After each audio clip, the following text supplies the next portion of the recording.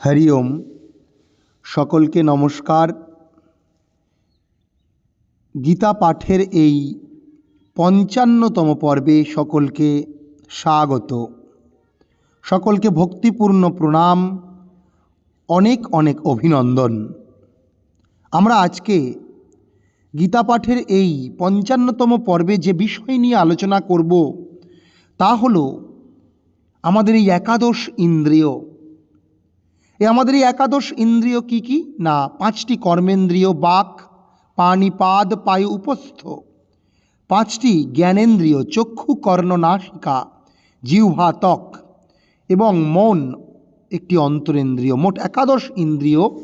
এই ইন্দ্রিয়গুলির যে প্রবল ক্ষমতা, এই ইন্দ্রিয়গুলির যে বিক্ষোভকারী ক্ষমতা, ক্ষোভশীলতা, আজকে সেই নিয়ে শ্রীকৃষ্ণ অর্জুনকে অবগত করাচ্ছেন। আমরা তাই আলোচনা করব এই পর্যায়ে। শ্লোক সংখ্যা গীতার ২য় অধ্যায় সাংখ্যযোগ 60। কি বলছেন শ্রীকৃষ্ণ অর্জুনকে, আমরা শ্লোকটি একবার অভ্যাস করব।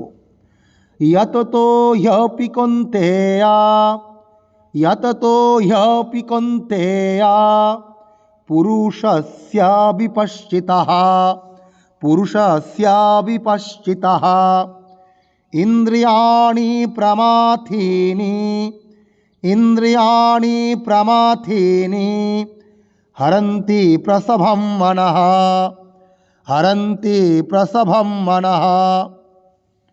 ইয়ততো হ্যপি কৌন্তেয়। প্রথমে কৌন্তেয়কে বলছেন, হে কৌন্তেয়।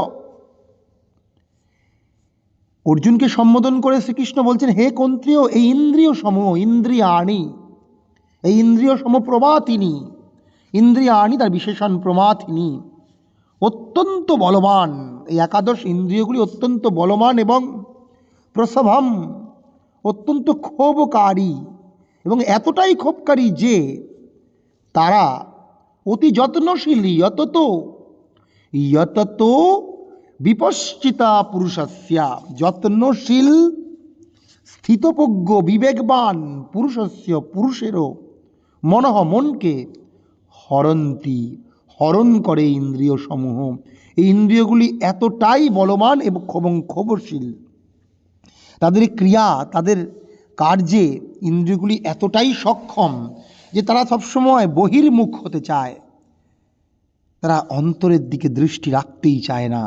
ইন্দ্রিয়গুলি তাদের কার্যে এতটাই ক্ষমতাশীল যে তারা, যে সকল বিবেকবান পুরুষ, স্থিতপ্রজ্ঞ পুরুষ, তাদের মনকেও খুব সহজে তারা চঞ্চল করে, বিচলিত করে, হরন্তি হরণ করে।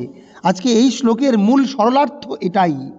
আমরা অন্যয় এভাবে করব, কৌন্তেয় প্রথমে সম্বোধন, হে কৌন্তেয়, মানে বলা হচ্ছে কাকে? অর্জুনকে, হে কৌন্তেয়। তারপরে এখানে কর্তাকে না, ইন্দ্রিয়াণি, তাদের বিশেষণ প্রমাথিনী, প্রসভম প্রমাথিনী, অর্থাৎ ইন্দ্রিয়গুলি অত্যন্ত ক্ষমতাশীল এবং ক্ষোভকারী। তারা কি করে না, ইন্দ্রিয়াণি হরন্তি হরণ করে, বিচলিত করে। কাকে? অবজেক্ট এখানে মনঃ মনকে। কাদেরও মনকে? ইয়োপি হি ওপি, ও মানে ওপি মানে তবুও, তাদেরও, হি ওপি নিশ্চিত রূপে তাদেরও। কাদের? যততো বিপশ্চিতঃ পুরুষস্য, যতত মানে যত্নশীল, বিপশ্চিতঃ মানে বিবেকবান, পুরুষস্য মানে পুরুষেরও ইন্দ্রিয়গুলি মনকে হরণ করে।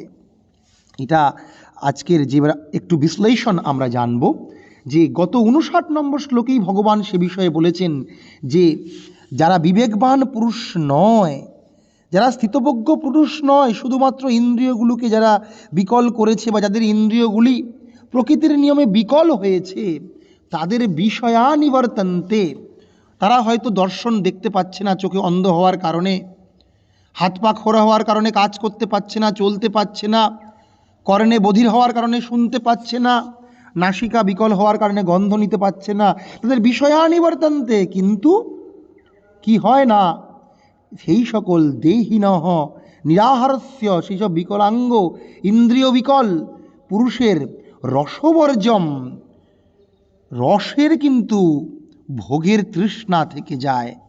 তাদের বিষয় নিবৃত্ত হয় বটে, কিন্তু সেটা রস অর্থাৎ ভোগের তৃষ্ণা ব্যতি রেখেই হয়।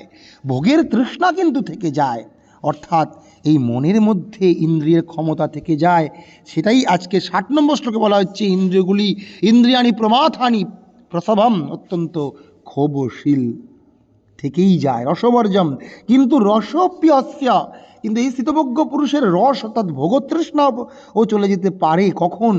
পরম দৃষ্টা, যখন ভগবানের সাক্ষাৎকার হবে, যখন আত্মজ্ঞান হবে, আত্মোপলব্ধি হবে, তখন কিন্তু রস অপি নিবর্ততে, তাদের এই ভোগতৃষ্ণা, ভোগ লালসা, ভোগের পিপাসাও কিন্তু নিবৃত্ত হতে পারে।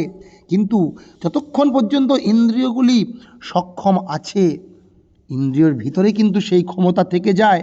যেমন আমরা বলেছি, তুষের ভিতরে আগুন থাকে, তা আমরা দেখতে পাই না, তুষের আগুনের মতো এই ভোগের তৃষ্ণা ভিতরে থাকে।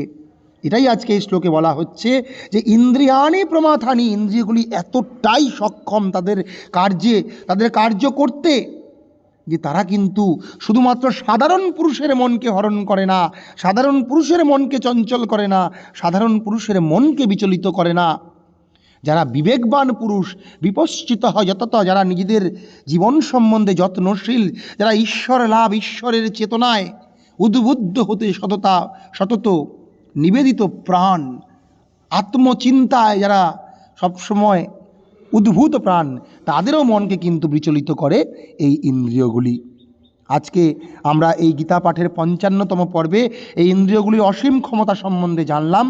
আমরা এইভাবে প্রত্যেক দিন গীতার একটি একটি শ্লোক এই চ্যানেলের মাধ্যমে শুনব, তার অর্থ জানব, অভ্যাস করব সুর ও উচ্চারণ, এবং আমরা এইভাবে গীতা পাঠের পাশে থাকব।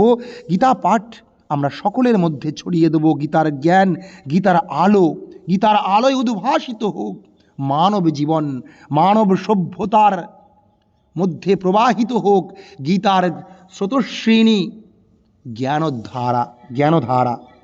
আমরা শ্লোকটি আরেকবার শুনব। কি বলছে না, যততো হ্যপি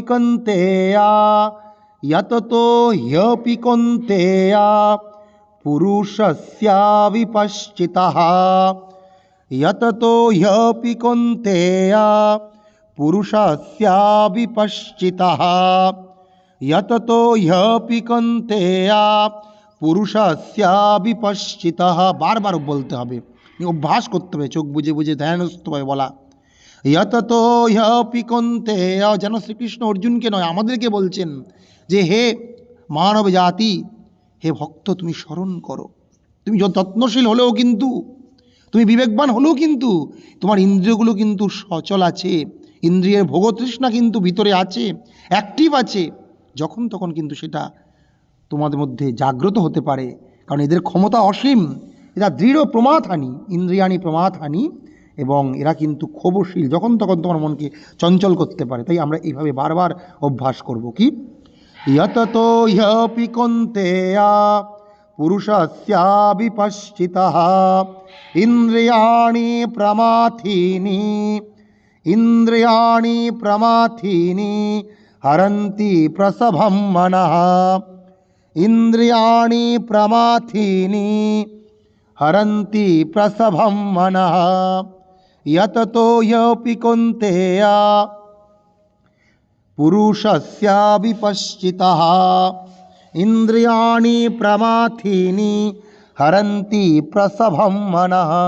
সকলকে অনেক অনেক নমস্কার। সবাই গীতা পাঠ শুনুন, ভালো থাকুন, সুস্থ থাকুন।